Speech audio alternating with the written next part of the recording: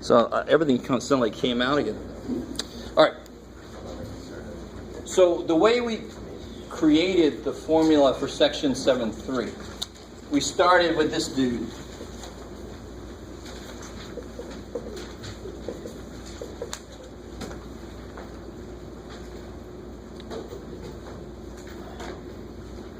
I don't know if you guys remember. We started from this little dude here.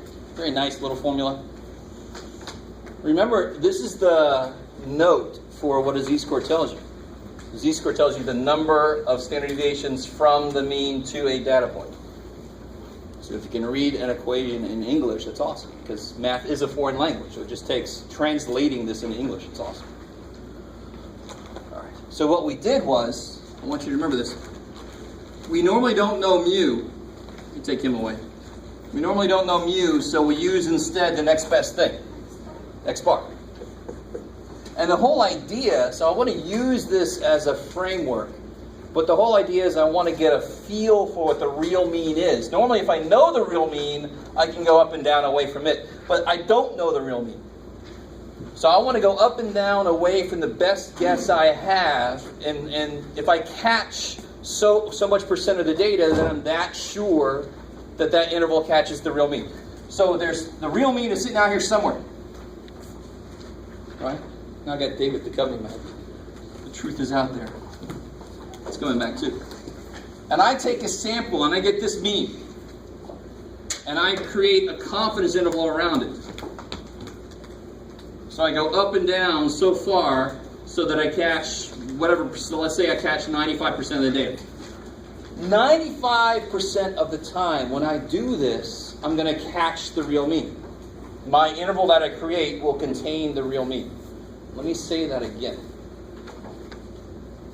If I do this several times, or if I have a lot of people do this, 95% of those intervals that are created will actually catch the real mean. That's the connection between this confidence level and what's really going on. People don't realize then that if you have a lot of confidence intervals staring at you, 5% of them are wrong, right? 5% of them don't catch the real mean.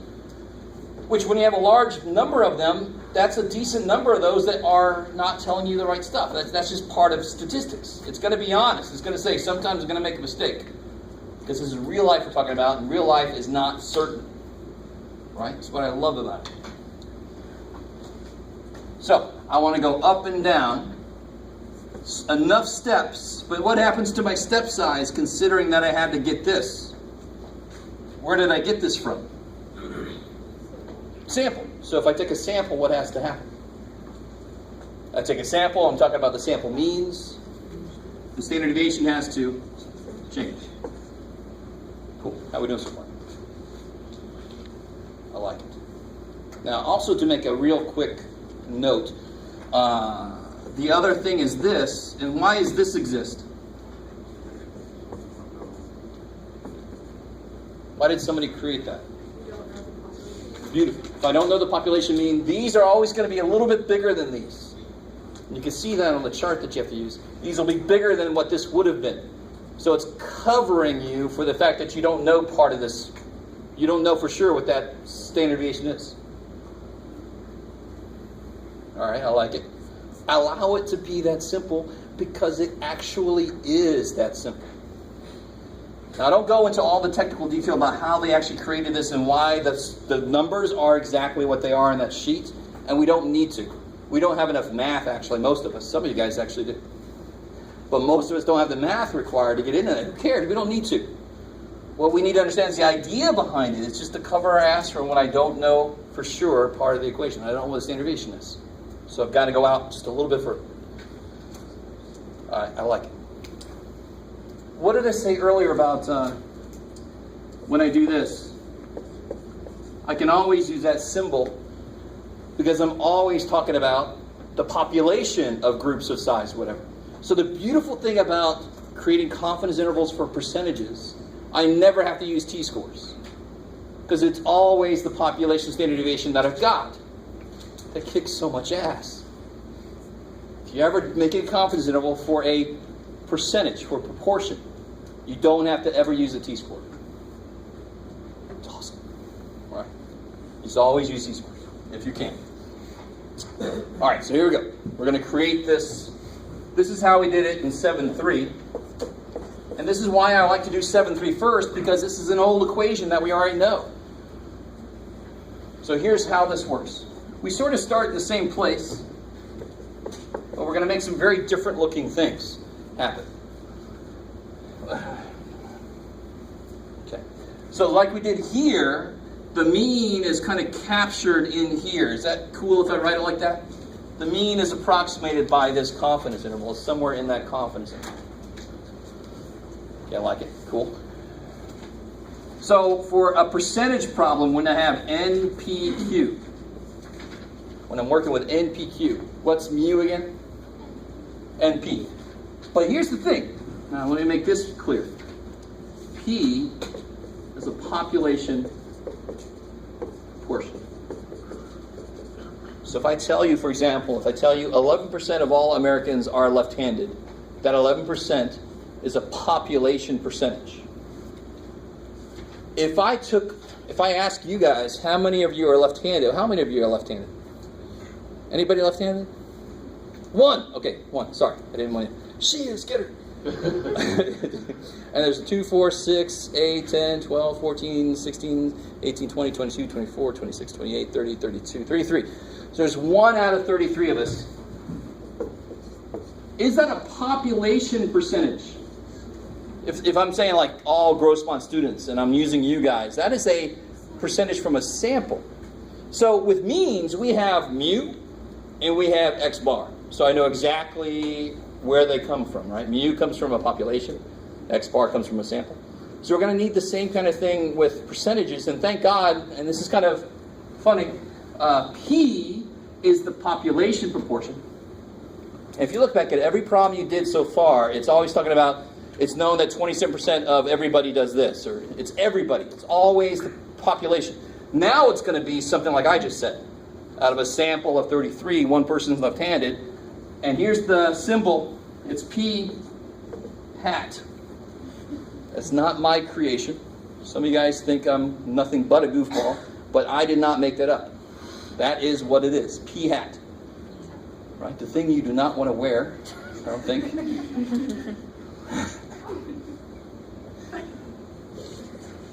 And what do you think Q hat would be? Specifically. Fail. I like it, but very specifically, what's the value of Q hat for this little, for the 32 out of 30? 32 out of 33.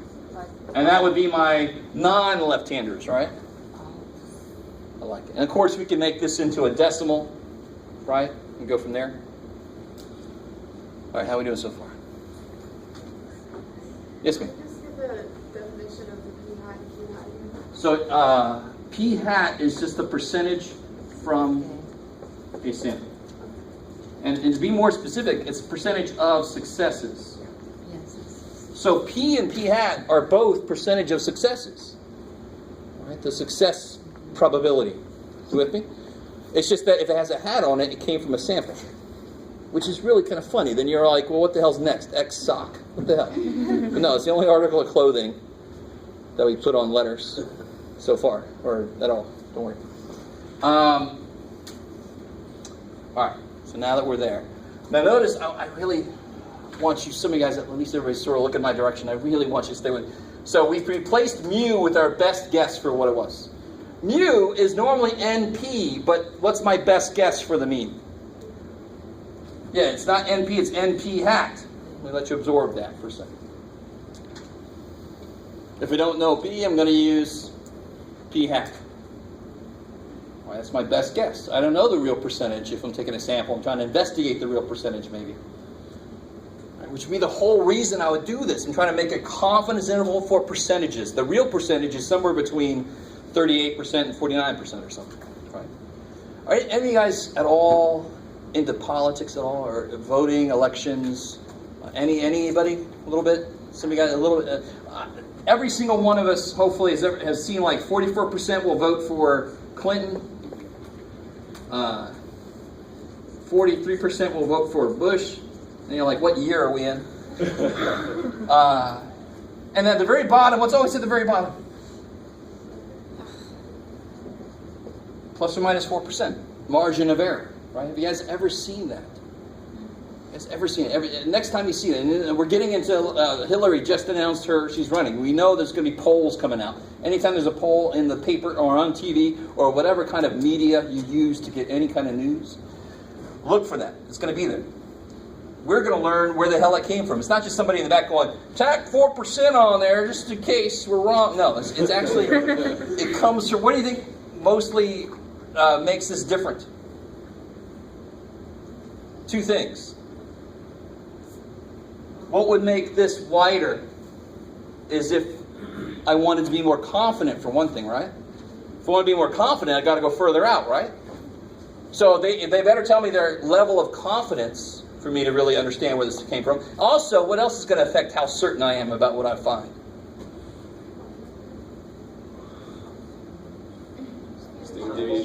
How big my sample was, N, right? The bigger N gets, the smaller my error gets. And that totally makes sense. Let me say that again. The bigger this gets, what happens to this? If the bottom gets really big, the whole thing gets small. I'm dividing by bigger, so the whole thing is smaller. Doesn't that make sense? The larger my sample, the less error there is in what I see. Doesn't that just make sense? We've known that since day one. It's really nice to see the math go, oh yeah, I agree with that. There it is. It's sitting right there. It's awesome. All right. Bless you. Bless you. So now we'll do the same thing. Plus or minus. And real quick, see the way I put this in there? Let me go ahead and put this in there too. We're trying to capture the real mean here. Here I'm trying to capture the real NP. Right? Sounds like a horrible rapper name. Sorry. The real NP. Real NP. So just the same way we did earlier, this is my Z now. Now what am I going to put here? What's the formula for this in this situation? What's the formula for the standard deviation in an NPQ situation? Square root NPQ. All right, let me do this. The board's getting pretty crowded. We've gotten here so far. Hopefully everybody's with me. Now be careful. What have I done wrong so far? I just did something wrong. Yeah. I got to put little hats because that's all I got. That's my best guess for what those are. Is what I saw on my sample. All right, good. We'll take some of this stuff away. I'm going to write that here. So trying to capture this, I can capture that using this. Okay. All right, cool. I'm sure you guys are used to this. It takes forever for me just to explain something. And then the formula is pretty easy to use. You just plug and shove, right? But if you ever have a teacher that just teaches plug and shove, screw them. Too bad for you. You're stuck with me. I'll show you every damn thing. What's wrong with this, though? If I want to make a confidence interval for a percentage, I want a confidence interval for a percentage. Is this a percentage? Now, that's a number of things, right? If I make 80% free throws, which I don't, let's make it 60%. And I take 10 free throws, N times B would be the number of free. It's not a percentage. So what should I do? I want to capture B. I don't want to capture NP. I want to get an interval for the percentage. So I should do what everywhere? Divide by N. You already got a division. There you go, Jeff. Stay with me now. So this class can be painful. I understand. It's always painful to go through the creation of an equation. It is. But it's exciting too. Maybe just for me, but it's all right. So to capture the percentage, and why do I know this is the real percentage? Because it doesn't have a hat. This is the percentage for the population, right? Without a hat, that's what it is. I'll do this one. Bam. What happens there? That's where neat stuff happens. Can you cancel the ends? Thank God. Why not? One has a square root, one doesn't. What is n the square root of? That's a weird question, right? Yeah, n is the square root of n squared. So if I do that, I've written the same thing, have I not? I haven't changed anything. I like it. Let that sink in for a second. I know it's not plus or minus because I know n is positive, right? Can't have negative people. So if anybody's wondering about the plus or minus, we know it's positive because we're talking about people.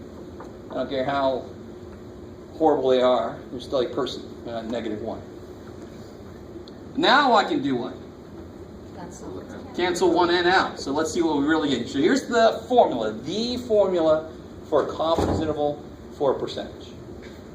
The percentage we find from the sample, give or take this many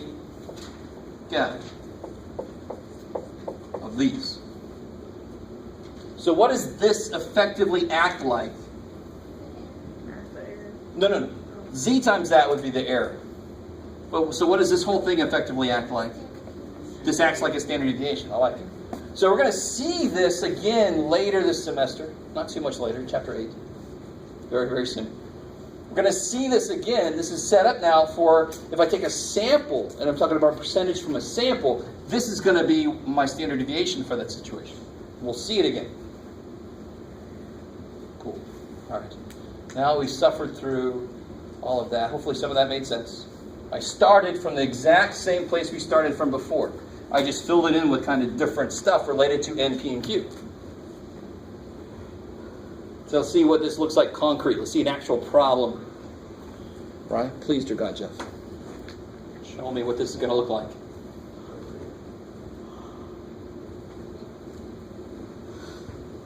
Let's do this. Well, there's one thing kind of bad about that one. Before I could create, and let's talk about this for a second. What would NP hat be? Let's see if you guys can get this. What's N? How many? 33. And what's P hat? 1 out of 33. So what's NP hat? 1. How does that relate? There was one person that was left-handed. And she left, actually. So we're pretending like she's still here. Did she leave? Maddie? She's gone. Damn. All right. I did. I don't blame her. I was saying almost like we're going to chase after her with pitchforks and stuff. Down with the left-hander. Join us. But you notice, it's funny. NP hat is always going to be the number of successes I see. Do you understand that? If you understand that, checking NP hat and NQ hat are going to be easy. NQ hat must be the failures, must be everybody else. So NP hat here would be 1. NQ hat would be, what's wrong with that? If I want to make a confidence interval, what's wrong with that?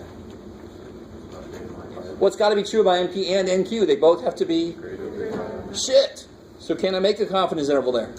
No, I can't. At least not in stats 1. If we had a stats 2, we can get into it. But we don't. Yeah. Is that still P approximately? Oh, yeah. Let me make sure that's an N there. So this I added in just so you can see, I needed this divided by N to have 2 sides for it to kind of work. Does that make sense? So that's why I had to kind of introduce this here. So it still captures the real P. P is going to be in there somewhere, right? At 90 or 95 or whatever % confidence. You kind of with me? Same way as if I wrote this, I could put on the side of it, mu is kind of captured by this. I really don't like this notation, but I haven't come up with a better notation. Just so I can have 2 sides I can divide N by. So then after we try it without the P, right? Yeah, this is just the idea. We know that the purpose of a confidence interval is to try to catch the real percentage. I don't need to put that there. I just needed it to make the algebra make sense. Yeah. All right, so I can't use that because that's not bigger than 5. So let's come up with something else. Let's say, well, I got, let's see. What percentage of you guys, how many of you guys have ever been outside the States? All right, cool. All right, keep your hands up. Look at that.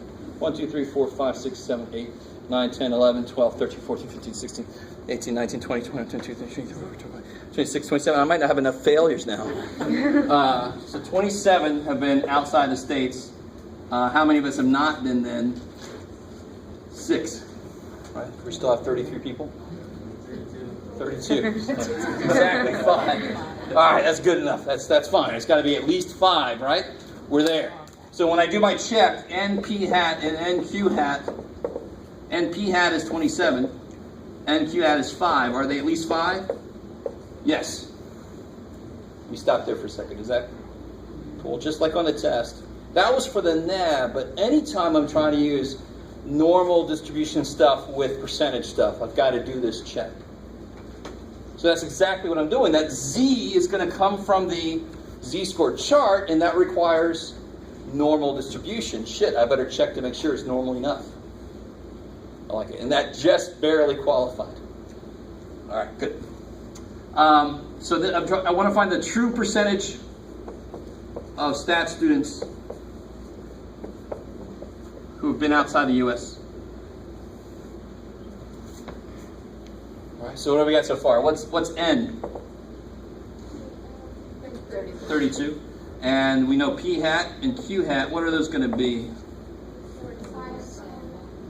Yeah, P hat will be 27 out of 32. Somebody give it to me. Decimals for P hat and Q hat always at least 3 places, just like standard deviation. 0.844? Does somebody else concur? Do you concur? Should I have concurred? I love it. And this guy would be 5 out of 32, so 0.156. I like it. Makes sense because these have to make 1 yet. All right, cool. All right, how are we doing so far? That's going to be your first step in a problem. We'll be calculating P hat and Q hat. And really, my first step is always just go straight for this check. Because you can just look at the numbers they gave you. That's going to be related to NP hat and NQ hat. Right? It's kind of nice. So I know this tells me it's normal enough. I can do this. Here's my P hat, Q hat. And what's my, now let's say I want to create the, just so you guys remember how to do this, the 94% confidence interval. Just to be evil. So what do I still not have that I need? So for my formula, I've got P hat, Q hat, and so of course I just still need Z. And Z will always come from my confidence level. Right? What's kind of evil about 94%? It's not on the baby chart, and it's not on your T-score chart, right? Some of you guys are not used to T-score actually gives me Z-scores at the bottom. You can't even use that. 94% is not on there. So how do you get the Z-scores you need then?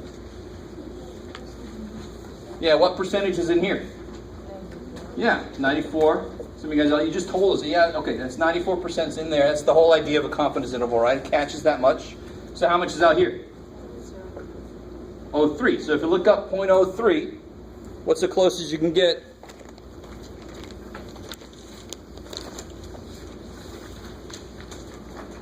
Oh, we get something nice and close.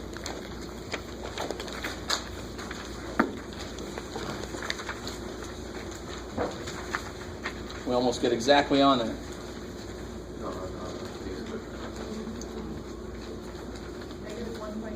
Yes, 1.88. Kick ass. Make sure you can find that. It's 0.0301. That's the closest Z-score I can. That's the closest percentage I can get to get my Z-score, right? 0.0301.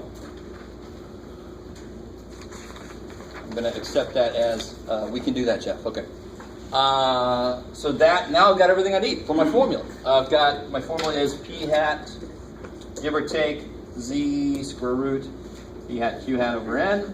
So P hat was 0.844. Give or take, what do I put here? Yeah, 1.88. The plus or minus is built in, so don't freak yourself out. Don't put plus or minus negative. Somebody always freaks out about it. All right, so plus or minus 1.88 of these.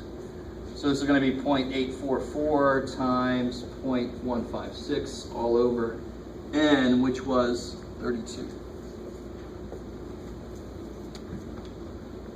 Now some of you guys have the calculators that are a little newer. When you do a square root, the square root symbol grows.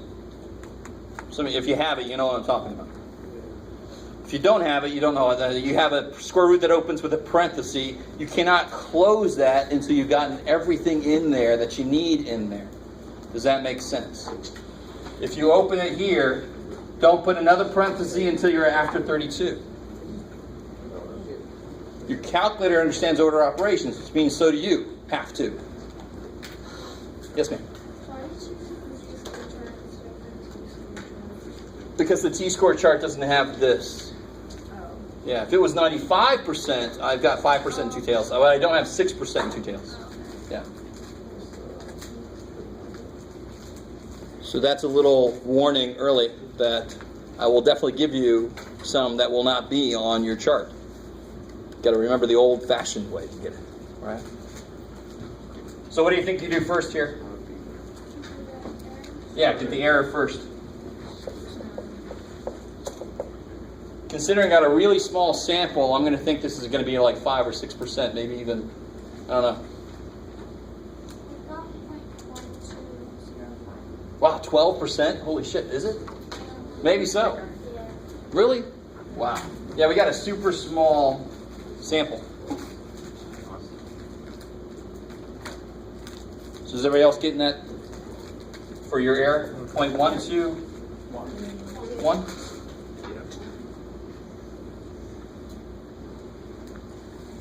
So then to make your confidence level, you add it, you subtract it, you get your confidence interval, right?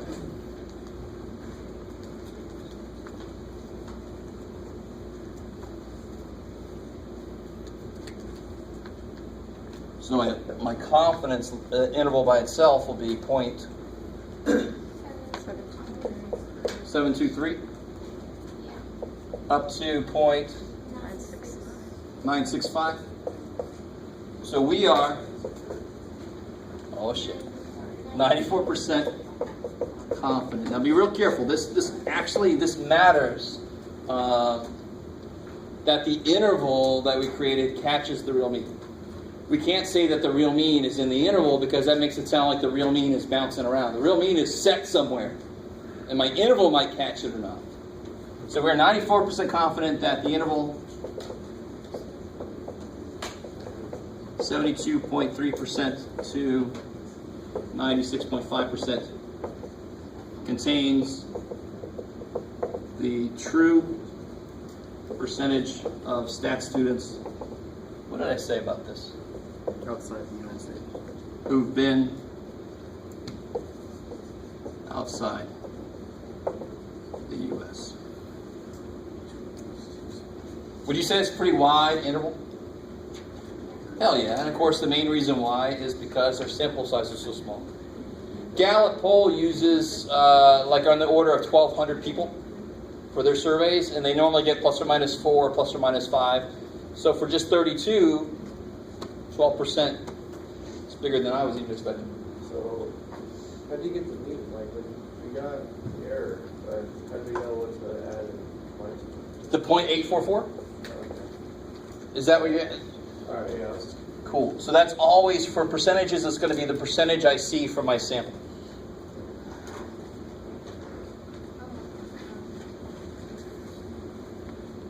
Oh. All right. I'm not even going to say anything about this second part. Let me give you guys, you shouldn't expect this, a little handout to work on just for a few minutes.